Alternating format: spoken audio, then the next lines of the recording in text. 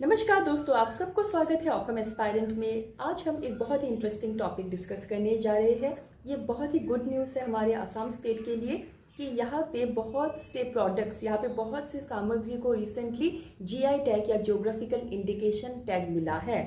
और हाल ही में अगर हम देखें, असम का जो गहना है, जो ऑर्नामेंट है, उनको भी जीआई टैग मिला है। तो इस वीडियो में हम यही डिस्कस करेंगे कि जीआई टैग होता क्या है, कैसे प्रोडक्ट्स को जीआई टैग मिलता है और एक राज्य कितना मेहनत करता है जीआई टैग के लिए। तो चलिए वीडियो के साथ आगे बढ़ते हैं। वीडियो में आगे बढ़ने से पहले दोस्तों चैनल को सब्सक्राइब कीजिए, लाइक कीजिए वीडियो को। और अगर आप ऐसे ही वीडियोस देखना चाहते हैं तो नीचे डिस्क्रिप्शन में एक लिंक है, वहाँ पे जाइए। टेलीग्राम चैनल ऑकम एस्पायरेंट के साथ कनेक्टेड रहिए और हमारा पीडीएफ हमेशा हम अपलोड करते हैं, आप डाउनलोड कर सकते हैं। तो चलिए हम वीडियो में आगे बढ़ते हैं।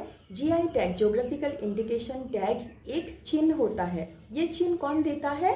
चेन्नई में इसका हेडक्वार्टर है। जीआई टैग रजिस्ट्री वो देखते हैं, वो अनुसंधान करते हैं कि वेदर एक प्रोडक्ट एक जगह का नेटिव प्रोडक्ट है कि नहीं। डैट मीन्स बहुत से सालों से यहाँ के जो आर्टिशंस है, जो शिल्पकार हैं, उन्होंने ये प्रोडक्ट बनाया है या यहाँ पे उन्होंने ही इस प्रोडक्ट के ऊपर काम किया है, किसी और ने काम नहीं किया।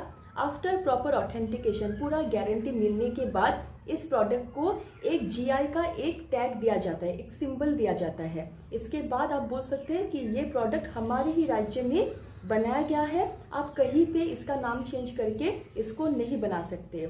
और ये पूरा ऑथेंटिकेशन या गारंटी देता है कि ये प्रोडक्ट एक राज्य का एक नेटिव प्रोडक्ट है, यहाँ की इंडिजिनियस कम्युनिटी को बिलोंग करता है। तो पहले जो जीआई प्रोडक्ट्स है सबसे ज़्यादा है उत्तर प्रदेश में। उत्तर प्रदेश का आप तिरंगी बर्फी देखिए, लखनऊ की जो चिकनकरी आर्ट है, वहाँ पे जो मैंगोस है, तो बहुत सारे ऐसे प्रोडक्ट है जो उत्तर प्रदेश में मिलता है, जो जीआई टैग है। ठंडाई भी तो वही का ही है। इसके बाद वहाँ पे 75 प्रोडक्ट्स को दोस्तों जीआई टैग मिला है और 68 प्रोडक्ट्स फ्रॉम केरला, उनको जीआई टैग मिला है।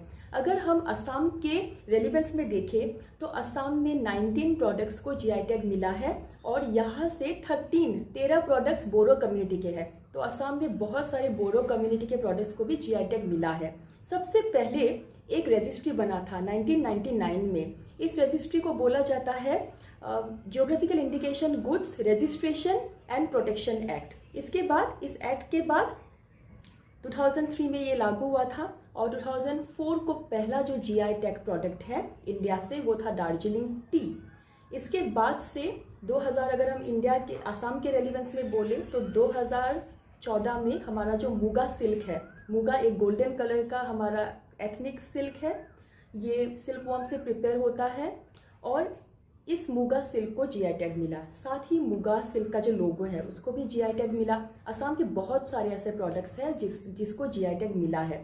और जीआई टैग बहुत से प्रोडक्ट्स को मिलता है, जैसे आप हैंडीक्राफ्ट ले लो, आप फूड प्रोडक्ट्स ले लो, एग्रीकल्चर प्रोडक्ट्स ले लो, मैन्युफैक्चर इंडस्ट्रियल प्रोडक्ट्स ले लो, ऐसे बहुत सारे कैटेगरीज है जीआई टैग की।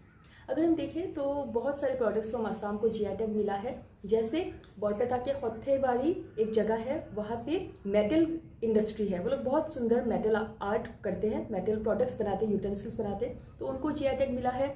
धुबरी डिस्ट्रिक्ट है असम का, वहाँ पे जो मिट्टी से जो कलाकारी किया जाता है, ऑर्नामेंट्स बनाते हैं या बहुत सारा सामान बनाते हैं, उसको टेराकोटा बोलते हैं। तो टेराकोटा इंडस्ट्री वहाँ पे बहुत फेमस है, उसको भी जीआई टैग मिला है। तो साथ ही बहुत सारे राइस वेराइटी को, जैसे बोका साउल, फिर जोहा साउल और सोकुआ साउल, इन राइस वेराइटी को भी जीआई टैग मिला है। एग्रीकल्चरल प्रोडक्ट्स को जीआई टैग मिला है, जैसे तेजपुर का लीची, उसको जीआई टैग मिला है। कार्बी आंगलोंग का जो जिंजर है, उसका बहुत ही खूबसूरत एरोमा है, उसको भी जीआई टैग मिला है। साथ ही हम लोगों का जो पारंपरिक जापी है, जापी एक बहुत ही खूबसूरत एक क्राफ्ट होता है असम का, तो उसको भी जीआई टैग मिला है। गामोसा को भी जीआई टैग मिला है। ऐसे बहुत से प्रोडक्ट्स असम के हैं जिसको जीआई टैग मिला है। साथ ही अगर हम देखें कि बोरो कम्युनिटी कौन से प्रोडक्ट्स को जीआई टैग मिला है, बोरो का एरी सिल्क, फिर जोमग्रा एक शॉल होता है, गमछा, खाम, सेरजा, केरादापिनी एक एग्रीकल्चरल प्रोडक्ट होता है, एक साग जैसा होता है, फिर गोंजार दुंजा, फिर एक सिफुंग है, देन गोगोना है, जोथा है, और बहुत सारे जो उनके फर्मेंटेड प्रोडक्ट्स है, फर्मेंटेशन करते हैं, किंबन प्रक्रिया करते हैं, उसमें से बहुत सारे प्रोडक्ट्स वो तैयार करते हैं। जैसे एक वेलकमिंग ड्रिंक है उन लोगों का, उसको बोला जाता है जो बिरवी, उसको भी जीआई टैग मिला है। उन लोगों का जो आरोनाई है, it's a very beautiful garment, तो उसको भी जीआई टैग मिला है। और नाफाम, नाफाम मतलब एक फर्मेंटेड फिश होता है, एक फिश जिसको फर्मेंट करके वो लोग एक मैश करके एक डिश प्रिपेयर करते हैं, तो इन सबको जीआई टैग मिला है। दोस्तों, अगर हम देखें कि जीआई टैग मिलने से क्या क्या बेनिफिट्स हो सकता है, तो बहुत से बेनिफिट्स हो सकता है। पहले तो प्योरिटी, प्रोडक्ट्स बहुत लोग बनाते हैं लेकिन उसमें प्योरिटी गारंटी देता है ये जीआई टैग का माल। साथ ही साथ जो लोकल आर्टिशंस है उनको एक सर्टिफिकेशन, उनको एक ऑथेंटिकेशन, एक रेस्पेक्ट मिलता है। फिर लार्ज स्केल में एक प्रोडक्ट बिक जाता है, अगर उसमें जीआई टैग है तो मार्केट वैल्यूज का इंक्रीज हो जाता है। ये जीआई टैग स्टार्ट कहाँ से हुआ था? Paris convention for protection of intellectual property हुआ था, और वहाँ पे इंटेलेक्चुअल राइट्स के अंडर में एक ट्रिप्स एग्रीमेंट साइन हुआ था, trade related aspects of intellectual property, और इसके अधीन में जीआई टैग का जो डेफिनेशन है वो दिया गया। और बोला गया कि एक एथनिक कम्युनिटी, एक लोकेलिटी में अगर एक प्रोडक्ट वहाँ के लोग बना रहे हैं, बहुत ही जनरेशन दर जनरेशन वो बना रहे हैं, और वो क्या दर्शा रहे हैं कि वो प्रोडक्ट बहुत ज़्यादा प्योर है, ऑथेंटिक है, उसी कम्युनिटी का जो रेलिवेंस में है, तो उसको डेफिनेटली जीआई टैग देना चाहिए। अगर हम लोग देखें तो हमारे असम का जो स्टेट फ्रूट है काजी नींबू, काजी नींबू को भी हाल ही में रिसेंटली वो उसको जीआई टैग मिला है। काजी नींबू बहुत ही एक रसीला नींबू है, लेमन है, और वहाँ पे सीड बहुत कम होते हैं। फिर अगर हम देखें, एक केस ले लेते हैं कि जीआई टैग मिलता कैसे और कितना मेहनत करते हैं लोग जीआई टैग के लिए। तो आप जानते हैं बासमती जो राइस का वैरायटी है, बहुत ही एरोमेटिक और खूबसूरत लंबे लंबे चावल होते हैं, लोगों को बहुत पसंद है। तो बासमती राइस का जो जीआई टैग है वो इंडिया को मिला कैसे? तो पहले तो पाकिस्तान और इंडिया दोनों क्लेम करते थे, यूरोपियन यूनियन को उन्होंने बोला है कि हमको जीआई टैग दे दो। इसके बाद क्या हुआ, जो यूएस का एक राइस टेक बेस्ड एक कंपनी है, उन्होंने बोला कि ये वैरायटी हम भी बनाते हैं और ये हम लोग का इंडिजिनियस कम्युनिटी है, राइस वैरायटी है, तो उन्होंने भी ये जीआई टैग क्लेम किया।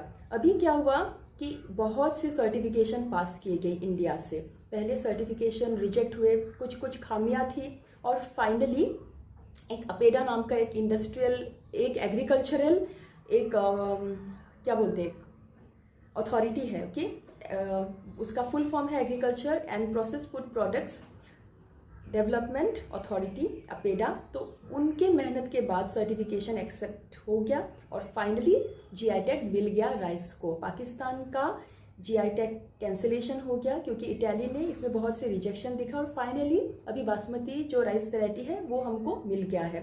तो इसीलिए जीआई टैग जो हम क्लेम करते हैं उसमें बहुत मेहनत होता है, बहुत सा ऑथेंटिकेशन देना होता है। तो यही था जीआई टैग के बारे में। होपफुली जीआई टैग के बारे में आपको सुन के बहुत अच्छा लगा और आप अपना नॉलेज शेयर कर सकते हैं, चैनल के साथ कनेक्टेड रह सकते हैं। Till then, thank you so much.